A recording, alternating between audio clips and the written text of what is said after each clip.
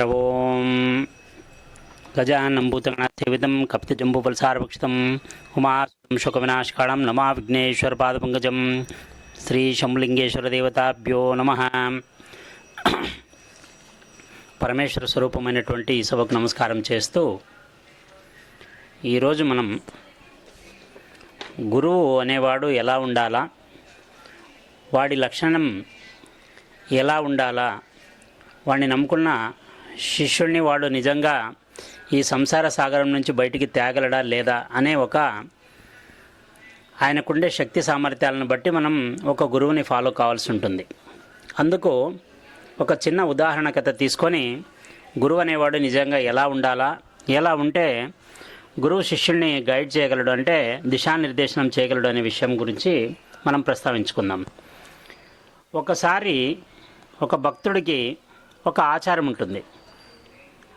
ఒక మఠంలోని ఒక గురువుని ప్రతి సంవత్సరం క్రమం తప్పకుండా ఇంటికి తీసుకుని వచ్చి ఆయనకి అన్నీ ఒక్కొక్క సంచి, అంటే బియ్యం ఒక సంచి, జొన్నలు ఒక సంచి, గోధుమలు ఒక సంచి, ఇట్లా రాగులు ఒక సంచి, ఇలా తలా ఒక సంచి చొప్పున ఆ మఠం కోసం, ఆ మఠంలో చదివే పిల్లల కోసమని వేసి ఆ గురువుకి తనకు తోచిన సంభావన ఇచ్చి పూజలు చేసి భోజనాలు పెట్టించి గురువుని సంతృప్తిపరిచి పంపించే అలవాటు ఉండేది.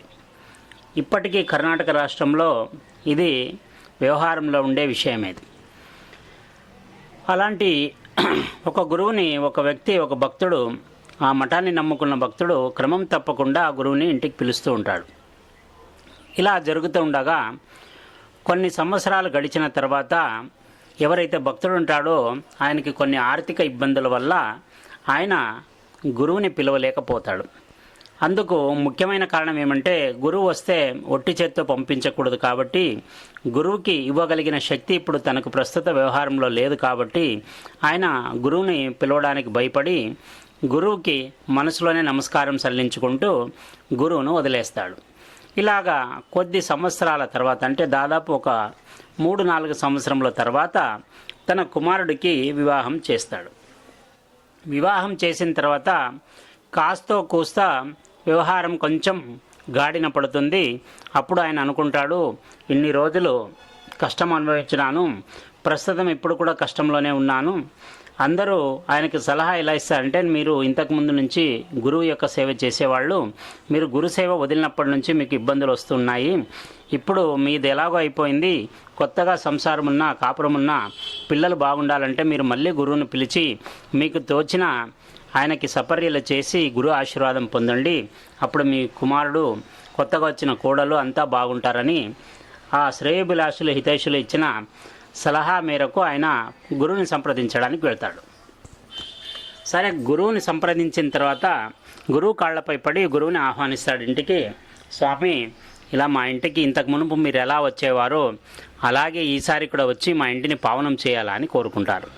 అప్పుడు గురువు అంటాడు, సరే ఖచ్చితంగా వస్తాం, భక్తుడి మాట మేము ఎప్పుడు కాదన్నాం, కానీ సరే ఏ రోజు ఆ రోజు చెప్పాలంటే ఆయన ఒక మంచి రోజు చూసుకొని ఆ రోజు గురువుని ఇంటికి రమ్మని ఆహ్వానం పలికి ఆయన వెళ్ళి తనకు తోచిన, అంటే తన స్థాయికి తగ్గట్టు ఏర్పాట్లు చేసుకోవడం మొదలు పెడతాడు.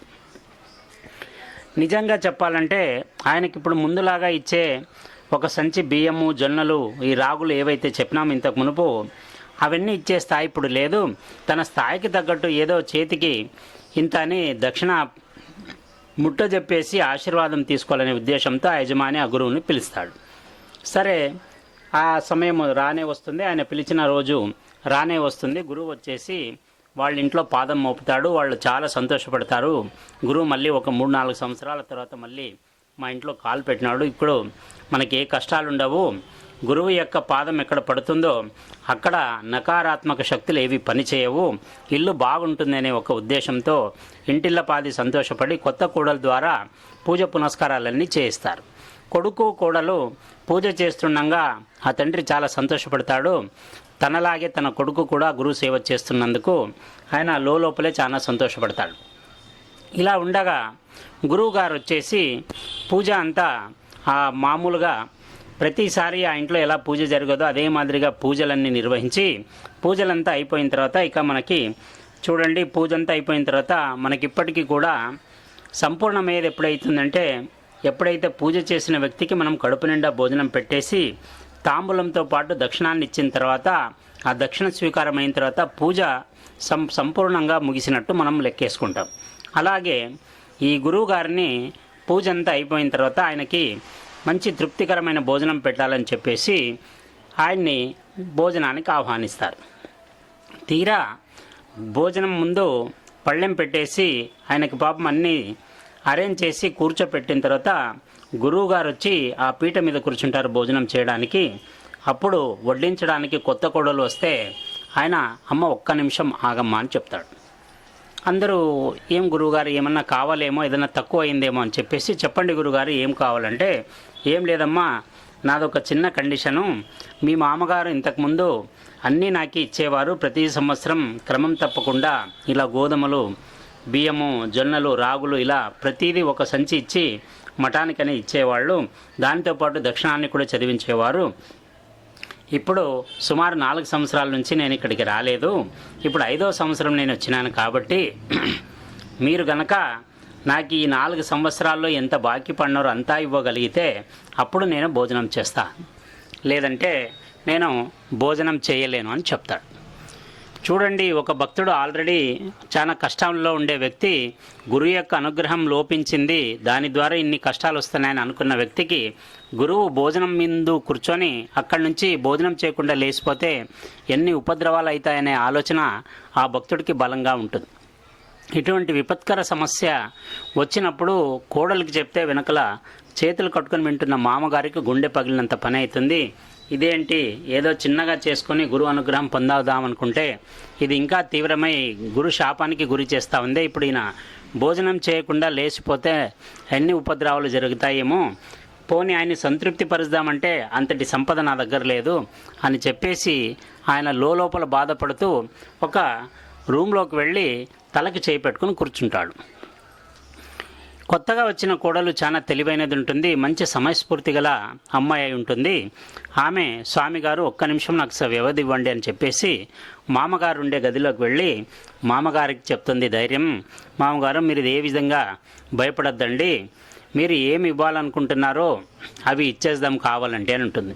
అమ్మ, ఇది 1 సంవత్సరం అయితే మనం ఎవరినో అప్పో చేసి ఇవ్వచ్చు. ఇప్పుడు 4 సంవత్సరాల నుంచి మనం చేయలేదు, ఇది 5వ సంవత్సరం లెక్కేసుకుంటే మొత్తం 5 సంవత్సరాలకి సంబంధించిన అన్ని మూటలు 5 సంచులు వేయాల్సి వస్తుంది. దానితో పాటు సంభావన ఒక 10,000 దాకా ఇచ్చేవాడిని, అలా లెక్కేసుకున్న 50,000 సంభావన అవుతుంది. ఇన్ని మనం ఇవ్వగలిగే శక్తి లేదు కదమ్మా, ఇప్పుడు ఎలా చేద్దాము, ఈ ఉపద్రవం నుంచి గట్టెక్కిచ్చేది ఆ భగవంతుడినే నమస్కారం చేసుకోవాల్సింది మనం. అప్పుడు అంటుంది, మామగారు మీరు ఎటువంటి టెన్షన్ తీసుకోవద్దండి, మీరు కాసేపు ఆయన భోజనం అయ్యేంత వరకు నేను ఎలాగోలో భోజనం చేపించే పంపిస్తాను ఆయన్ని, మీరు ఇక్కడే ఉండండి, నేను ఆయన్ని హ్యాండిల్ చేస్తానని చెప్పేసి ఆ కోడలు వచ్చేసి గురువుకి వినమ్రంగా నమస్కారం చేస్తూ, స్వామి మీరు అడిగినవన్నీ నేను ఇవ్వడానికి సిద్ధంగా ఉన్నాను, కాకపోతే నాది కూడా ఒక షరతు ఉంది, ఆ షరతు ప్రకారం అయితే నేను మీకు అడిగినవన్నీ ఇవ్వగలను. అప్పుడు సరే భోజనం అయితే కానిమ్మా, నీ షరతులు వింటానని చెప్తాడు. ఇప్పుడు ఆ కోడలు ఏం చేస్తుందంటే, అయ్యా భోజనం అంతా అయిన తర్వాత నా తల్లిదండ్రుల్ని కోరి, వీళ్ళకంటూ అంత సంపద లేదు, నా తల్లిదండ్రులను కోరి మీరు అడిగినవన్నీ ఇచ్చి పంపిస్తాను. నా కండిషన్ ఏమంటే, మీరు భోజనానికి కూర్చున్నప్పుడు 5 సంవత్సరాలుగా ప్రతి సంవత్సరం మీరు ఏమేమి తినేవాళ్ళో ఆ ద్రవ్యాలన్నీ ఇప్పుడు 5 సంవత్సరాలు అన్నీ ఇప్పుడు పెడతాను, మీరు కడుపు నిండా తినాలా అంటుంది.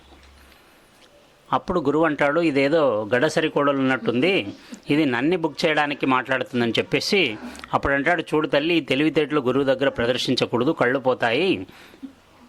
నేను అడిగింది మఠాన్ కోసం అయితే నువ్వు దాన్ని పర్సనల్గా తీసుకొని నన్ను ఆట పట్టించడానికి చెప్తున్నావు.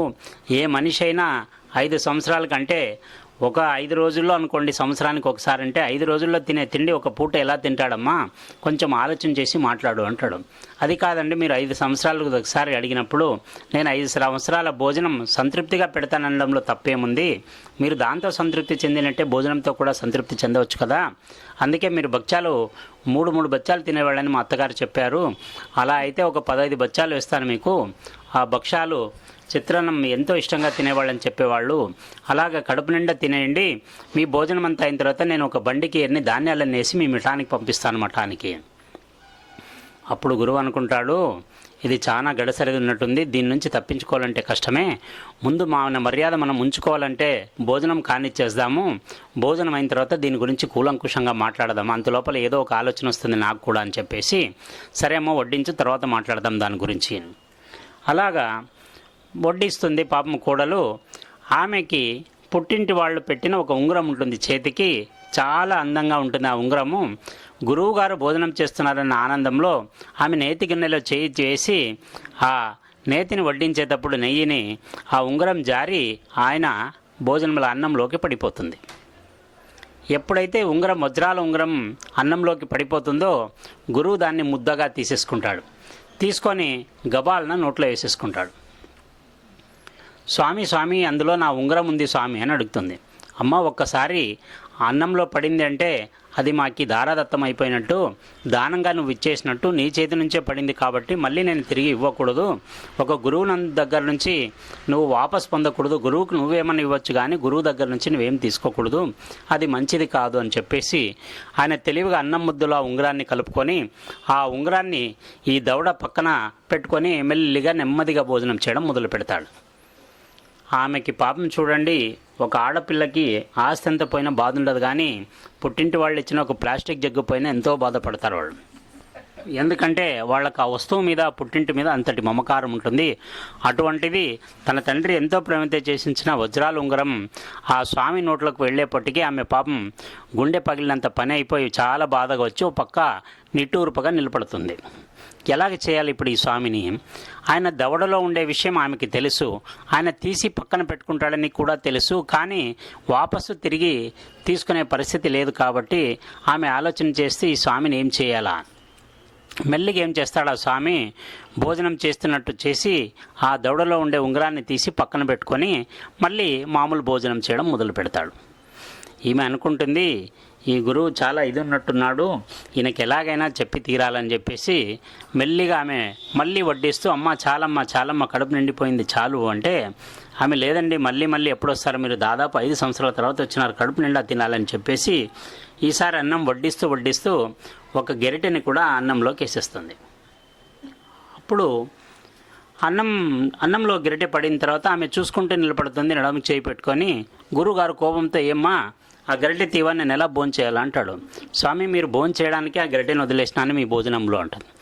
ఏంటమ్మా నాకు అర్థం కాలేదంటే, ఇంతకుముందు ఏదైతే మీకు ఇచ్చేసినామో అది మీకు సమర్పించినట్టుగా మీరు చెప్పినారు కదా, ఇంతకుముందు ఉంగరం కూడా అలాగే పోయింది, ఇప్పుడు గరిటె కూడా అలాగే తినేసేయండి స్వామి, మీరు కడుపు నిండా తినేది కావాలా నాకే అంటుంది. అప్పుడు అంటాడు, అమ్మ ఎవరైనా గరిటెని తినే స్వామిని చూసినారా అంటే, మరి ఉంగరం తిన్నారు కదా స్వామి ఇంతకుముందు అని. దీన్ని ఎలా తినడం అంటే, మీరేం ఇబ్బంది పడొద్దండి స్వామి, దాన్ని ముక్కలుగా చేసి పెడతాను, మీరు కడుపు నిండా తినండి అని. అప్పుడు గురువుకి ఒక ఆలోచన వస్తుంది, ఈ పాప నన్ను కౌంటర్ చేయడానికే పిలిపించింది, దీంతో ఎందుకు ఊరికే సంధి కుదుర్చుకొని గౌరవంగా మనం గురువులాగా వెళ్ళిపోదామని చెప్పేసి తన దాచుకున్న పక్కన పెట్టుకున్న ఆమె అపురూపమైన వజ్రాల ఉంగరాన్ని మళ్ళీ ఆమె చేతికి ఇచ్చేసి, అమ్మ ఇది పొరపాట్ల నా నోట్లో పడింది, దీన్ని తీసి పక్క నుంచి నాని ఇక తీసేసుకో అని చెప్పేసి ఆమెకి ఆ కోడలికి ఆ ఉంగరాన్ని వాపసు ఇచ్చేసి ఆశీర్వచనం చేసేసి, మీరు గింజలు ఇప్పుడన్నా వేయండి, ఇంకొక సంవత్సరానికైనా వేయండి తల్లి, మీరు వేసినప్పుడు మఠానికి పంపించండి, అక్కడ పిల్లలు చదివే వాళ్ళు ఉన్నారు, వాళ్ళకి అది పనికి వస్తుందని చెప్పేసి అక్కడి నుంచి గురువు బయలుదేరతాడు. ఈ కథలో మనకి తెలిసే నీతి ఏమంటే, మనకి ఈ ప్రస్తుత కాలంలో ఉండే చాలా మటుకు గురువుల్లో అంటే 100కి 70% గురువుల్లో ఎటువంటి వాళ్ళు ఉన్నారంటే విత్తాన్ని అపహరించే వాళ్ళు ఉన్నారు. విత్తము అంటే డబ్బు అని అర్థం. ఆస్తి రూపంగా కానీ ధన రూపంగా కానీ ఏదో ఒక రూపంగా కానీ ఈ భక్తుల్ని దోచుకునే గురువులే ఈ కలియుగంలో ఎక్కువ ఉన్నారు.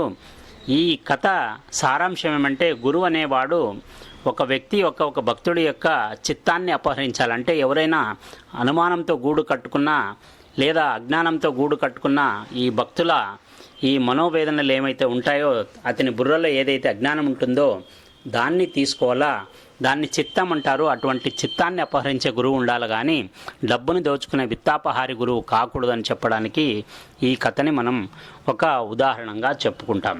అందుకే మనం ఒక గురువుని నమ్ముతున్నామన్నప్పుడు ఆ గురువు నిజంగా అందుకు అర్హుడైన లేదా అంతటి జ్ఞానవంతుడా లేదా అంతటి జ్ఞానమైన ఉందా లేదా అని మనం 1-4 సార్లు ఆలోచన చేసి, ఎలాగైతే వివేకానంద స్వామి రామకృష్ణ పరమహంసుల వారిని పరీక్షించిన తర్వాత 3 పరీక్షల తర్వాత గురువుగా ఎంచుకుంటాడో, అలాగ మనం కూడా ఒక గురువుని నిర్ధారణ చేసుకునేటప్పుడు 1-10 సార్లు ఆలోచన చేసి ఆ గురువుని మనం అప్పుడు ఎన్నుకోవాల్సిన విషయం ఇక్కడ స్పష్టమవుతుంది.